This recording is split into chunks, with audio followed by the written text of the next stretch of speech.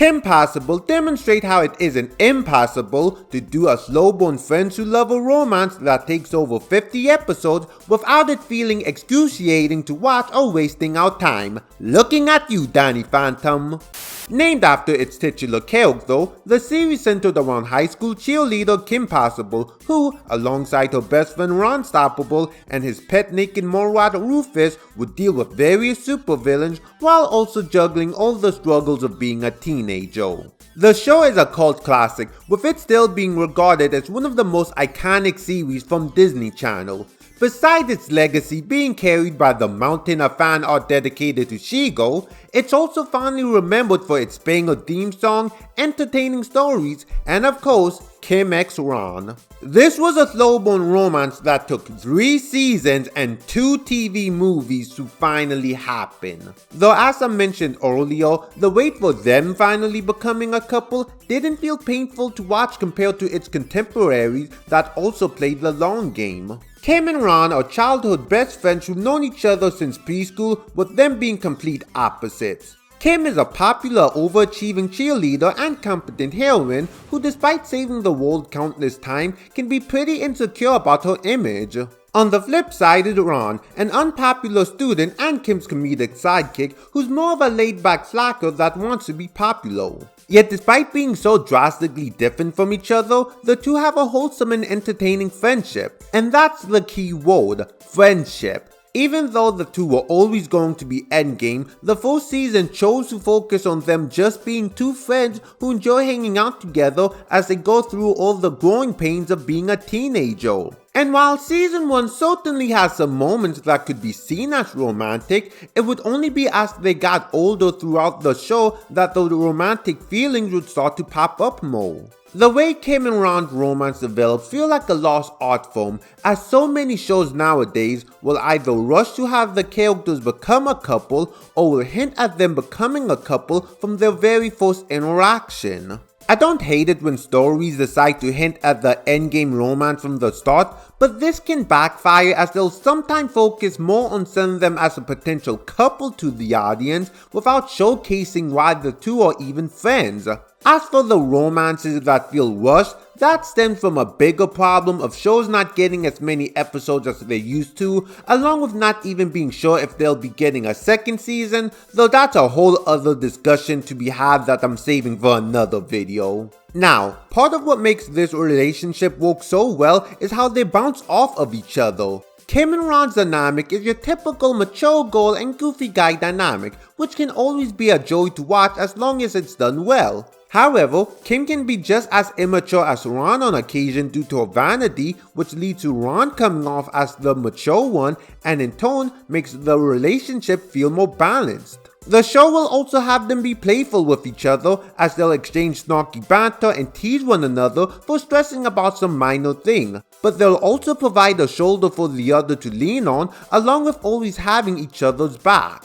I never found myself questioning why the two are friends, as it was clear that they enjoyed and appreciated each other's company. While she may find it annoying occasionally, Kim finds Ron's eccentric personality to be charming. And even though Ron may be stubborn about it, he's willing to admit whenever Kim's advice about whatever struggle he's going through was right, with him appreciating how she always looks out for him. However, their differing personalities would occasionally create conflict between them. Kim can face all manner of dangers regularly, yet she's still susceptible to worrying about how others perceive her. So even though she cherishes her friendship with Ron, her insecurity would get the better of her as she'd be embarrassed by his antics. Her conflicts with Ron would either center around her not being supportive of something he's passionate about, such as the episode Attack of the Killer BBs, where Kim is reluctant about Ron joining the cheerleading team as their new mascot, or asking him to be normal in front of the other cheerleaders in the episode Sink or Swim. As for Ron, while he tends to be a very laid-back character, he can still be crippled by insecurities, with those being a mixture of low self-esteem and a desire to be seen, which I believe stems from his role as Kim's sidekick.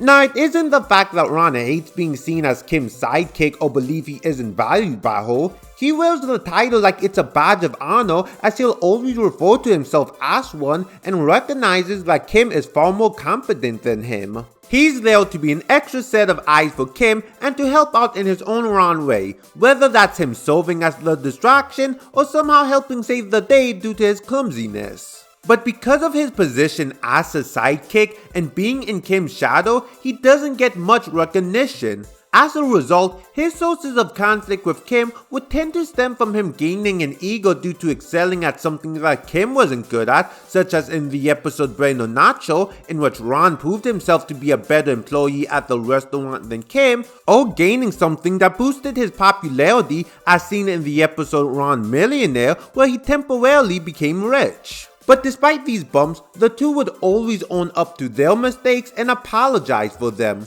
The show treats both Kim and Ron as equally fallible, which in turn makes their relationship feel more genuine. Seeing the way their relationship is depicted made me realize how Kim Possible is the anti-miraculous ladybug. Both shows center on a main heroine and their goofy blonde co-star / future love interest as they fight various supervillains. But unlike Kim and Ron, Marinette and Adrian aren't treated as equals in terms of spotlight or fallibility. The show rarely has the two take proper accountability for all the messed up things they do, and I find it ironic how Miraculous insists that Adrian isn't Marinette's sidekick but her partner, yet Ron is treated as more of an equal despite literally being called the sidekick. Now, it wouldn't be until season 2 that the show started dropping more explicit hints about Kim and Ron's feelings for each other throughout several episodes, with Grudge Match being the first one. In the episode, Ron is struggling to figure out how to ask out a character named Zeta on a date and freaks out over thinking that she'll assume that he and Kim are dating if they walk out of a movie together,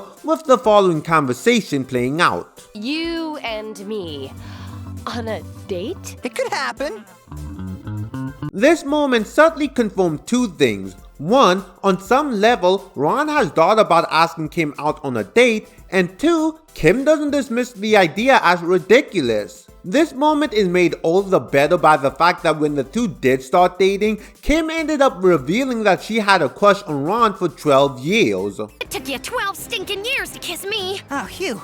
Hey, wait a minute. This retroactively implies that the reason why Kim didn't dismiss the idea was that she was waiting for Ron to make the first move.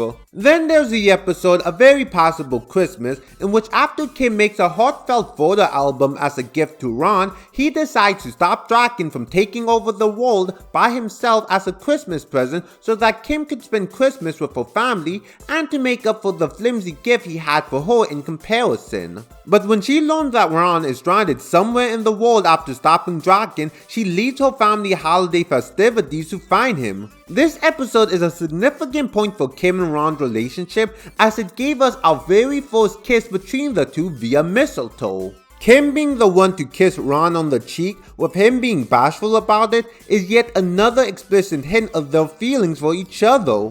But the biggest source of shipping fuel came from the first TV movie, A Stitch in Time, which highlights their friendship and just how important they are to each other. After Ron is forced to leave Middleton due to his father getting a new job, both him and Kim are depressed by the fact that they're no longer together. And as a result of him moving, he isn't able to assist Kim on her missions to the same degree, which throws her completely off her game. Due to the film centering around time traveling, we get to see how the two first met, such as Ron standing up to kid versions of her future villain, which leads to Kim rescuing him and giving us this very wholesome moment that sums up their entire friendship. You're weird, but I like you. I'm honestly not sure if this is the new definitive version of how they became friends because of time travel and how things are done by the end, but it doesn't make their first meeting any less authentic.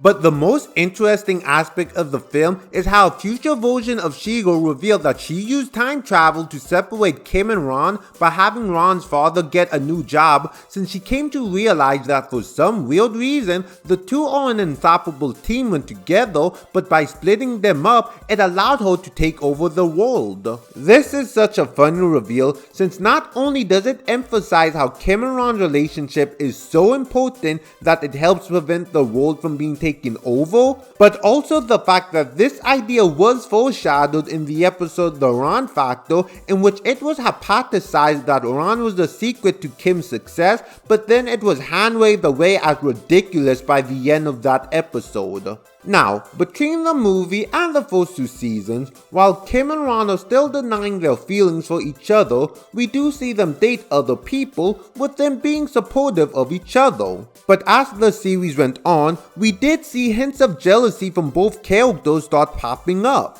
Though what's unique about this series' approach to jealousy is how it wasn't just them becoming envious of romantic partners, but also them spending more time with a new friend instead of them. This would be the case when Kim first befriended Monique back in season 1, and how Ron started spending a lot of time with Felix in an episode of season 3, as both were bonding with someone who shared more of their interests. The fact that both of them would be bummed out when this happens tells me that their jealousy doesn't just stem from romance, but also from enjoying each other's company. As for the romances that the two would be involved in, they tended not to go anywhere and would be forgotten about by the show after like 2 episodes minimum. This is yet another reason why the Slowburn works, as it doesn't waste time on a relationship that's inevitably going to fail. You also avoid the danger of viewers preferring Kim and Ron with other characters rather than each other, as many shows have made that unfortunate mistake of making their temporary romances more engaging than their endgame romance. These things are typically relied upon to delay the main relationship, as it's meant to stir up romantic feelings that one of the characters have for the other when seeing them date someone else. And while Kim Possible does do this to a certain extent, it's not to the same long stretched out degree as other stories.